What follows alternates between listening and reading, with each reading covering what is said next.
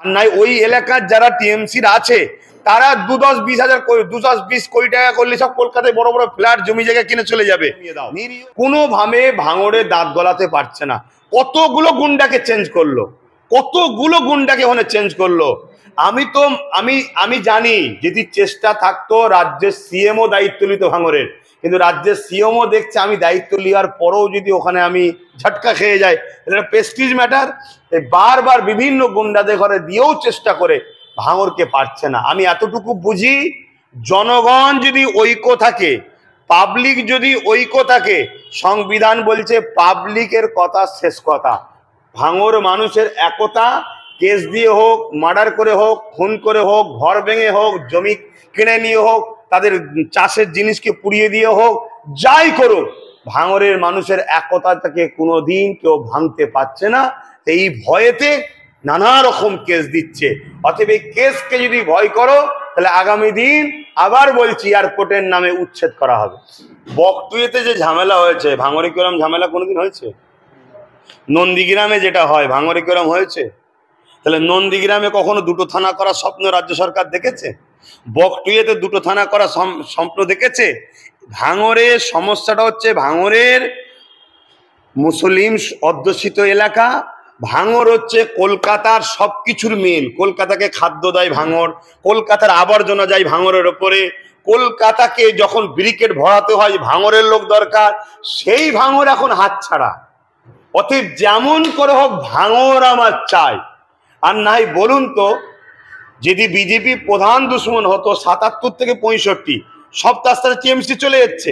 TMC জানে BJP পেলেও আমার সমস্যা নেই, যখন দরকার হবে আমি লে নেবো ওর থেকে। কিন্তু আইএসএফ কে খসানো সম্ভব নয়।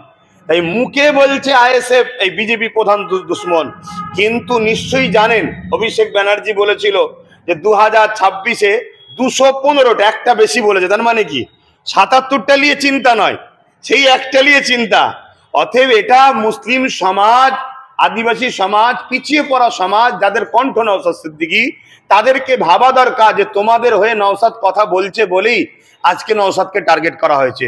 আর ভাঙড় মানুষের ভাবা দরকার যে তোমাদের জমি থেকে অলরেডি একদিন এয়ারপোর্টের নামে তোমাদেরকে একবার করে কতবারই উচ্ছেদ করা হতো।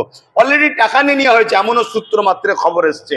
অনেকে আলোচনাও করছে, কিন্তু নওশাদের জন্য পারছে না। কেন এমএলএর একটা পাওয়ার থাকে। আর নাই ওই এলাকার যারা টিএমসির আছে তারা 10-20 কোটি টাকা করলে সব কলকাতায় বড় বড় ফ্ল্যাট জমি জায়গা কিনে চলে যাবে। নিরীহ গরিব মানুষের ঘরকে ভেঙে উচ্ছেদ করে জমি একর করে ভাঙড় এয়ারপোর্টের নামে পুরো মুসলমানকে তছনছ করে দেবে একটা পরিকল্পনা চলছে। কেন ভাঙড় কলকাতাকে বাঁচিয়ে রেখেছে। ভাঙড় শুনেন, এটা কলকাতাকে বাঁচি খাওয়ায় ভাঙড়। কলকাতার ময়লা আবর্জনা সব কিছু যায় ভাঙড়ের বুকের উপর দিয়ে। সেই ভাঙড়কে কিন্তু ৭৭ বছর ধরে সবাই অবহেলিত করেছে। সেই ভাঙড়ে না কোনো রকম গুরুত্ব দেওয়া হয়েছে। তো সেই জায়গায় আজকে সেই ভাঙড় নিজেদের দল মনে করে, নিজ আইএসএফ হলো ভাঙড়ের আইএসএফ, তাদের একটা দল মনে করে নিজেদের, আজকে সেখান থেকে ভিত শুরু করেছে। এই ভাঙড়েরই দেখানো পথে ২৬, আগামী দিন ৩১, এইভাবে আস্তে আস্তে একটা দিন দেখবেন পুরো বাংলাতে আইএসএফ গজিয়ে উঠছে। এই ৮টা থানা করার উদ্দেশ্যটা কি? ৮টা থানা, ওই তো বললাম তো, ৮টা থানা করার উদ্দেশ্য হলো তাদেরকে দখল করো, প্রশাসন দিয়ে তাদেরকে দুর্বল করে রাখো, তাদেরকে নিয়ন্ত্রণের মধ্যে রাখো, ছোট জায়গার মধ্যে তাদেরকে ঘিরে রাখো, যাতে করে আমরা যেমন করে হোক ২৬-এ ভাঙড়কে উদ্ধার করতে পারি। ভাঙড় যদি উদ্ধার না করতে পারি, তাহলে আমাদের সব শেষ হয়ে যাবে, সব শেষ হয়ে যাবে। এই মেন্টালিটির জন্য তারা আজকে এই কাজ করছে। তবে আমি মনে করি ভাঙড়বাসী, ভাঙড়ের প্রত্যেকটা মা একটা করে বীর জন্ম দেয়, বীর। এবং সুলতান আসগর আলী হুজুরের জায়গা ভাঙড়। সেই ভাঙড়ের হাজার হাজার উলামাও যারা ছিলেন, আগেও এখনো রয়েছে, তারাও ভাঙড় থেকে কিন্তু মুজাহিদ উলামাও ওঠেন। জলিল সাহেব নাম শুনেছেন? কত বড় মুজাহিদ ছিলেন। তারপরে গালিব সাহেব কত বড়।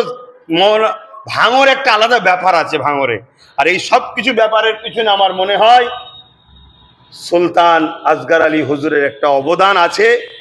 সেই জমিনে তিনি শুয়ে আছেন, ওখানে বীর পয়দা হয়। অতএব সেখানে যেভাবে এই অত্যাচার জুলুম হচ্ছে, এটা অন্য কোনো জায়গায় হলে একদিন মনে হয় পুরো ধ্বংস হয়ে যেত, মানুষ থাকতো না এলাকায়। ভাঙড়ের ওপর যে জুলুমটা প্রশাসনের এক অংশকে দিয়ে রাজ্য সরকার করে, আপনারা জানেন না, নীরবে নির্ঝুমে রাত্রিরে 12টা 1টা 2টো 3টে যখন তখন মানুষের বাড়িতে প্রশাসন যে ডিস্টার্ব করে, ওই প্রশাসন চটি পড়া প্রশাসন। আবার বলছি, রাজ্য সরকার WBC রাজ্য প্রশাসন নয়, যেটা আমার দেশের যে সম্মান, যাদের সম্মান, সেটার কথা বলছি না। এভাবে ডিস্টার্ব করে, তাদের সঙ্গে গুন্ডা বাহিনী ঘরে কি অত্যাচার করছে, না হয় লোক কোথায় ভাঙরে, ওদের লোক নাই, এভাবে অত্যাচার করছে। আর সব পিছনের কারণ হচ্ছে এয়ারপোর্টের নামে ভাঙরের জমিকে উচ্ছেদ করবে, এয়ারপোর্ট করবে ভাঙরে। কিন্তু এয়ারপোর্ট আদৌ হবে না, এটাও বলে যায় আপনার, এয়ারপোর্ট আদৌ হবে না। ওটা নিয়ে আদানি আম্বানিকে দেবে, ওখানে বড় বড় কারখানা, কল শিল্প হবে, বড় বড় ড্যান্স বার হবে, এটা হবে, ওই নিউটাউন ধরনের সব পুঁজিপতিদের চলে যাবে। আর তোরা যা আসে আবার কোনো জায়গায় চলে যা। তো এই যে আমার জন্মভূমি, আমার বাপের কবর, আমার দাদুর কবর, আমার দাদির কবর, যেটা কেন্দ্র সরকার আমাদেরকে শেষ করছে, ঠিক স্টাইলটা শুধু আলাদা, রাজ্য সরকারও কিন্তু ভাঙরের সঙ্গে করতে চাইছে। এখনই আমি শেষ করছি। ये जो है they are ending those important syllabus like the Mughal dynasty, secularism. If you look at important chapters of federalism, now what do we do? Is this a curriculum revision we want to ask the Bharatiya Janata Party, or is it historical erasure? Because it is being replaced by superstitions. अगर आप NCERT बोलिए, आप महाकुंभ के बारे में chapters पढ़िए, और आपको ये जो है 16th सेंचुरी के बारे में, मिडिवल हिस्ट्री के बारे में पढ़ने की कोई ज़रूरत नहीं है. Don't we take it as a personal responsibility that we need to ensure that our children are reading topics like secularism, democracy, and chapters on civics, and also reading about medieval history, not just about mythology. Read mythology for good, but we cannot erase chapters, important pertinent chapters and events that have transpired in history. So what we need to say is, we all need to stand up. We are the people of India. We need to ensure that India remains a strong, robust, thriving democracy where each of you has the right to question the government. Each of you has the right to put up an opinion out there, because technically today what the situation is, we all are a tweet away from detention. And let us be forewarned. Let us be forewarned that this cannot continue forever. We need to stand tall. We need to stand together. We need to safeguard our rights, safeguard the principles of our democracy. Jai Hind. Thank you so much.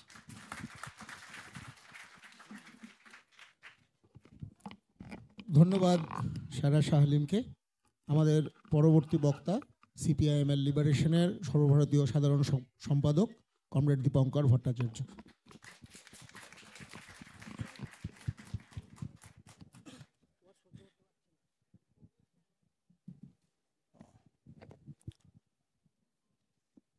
সকলকে সংগ্রামী অভিনন্দন। আমার মনে হয় আমরা যারা এখানে জমা হয়েছি, আমরা সবাই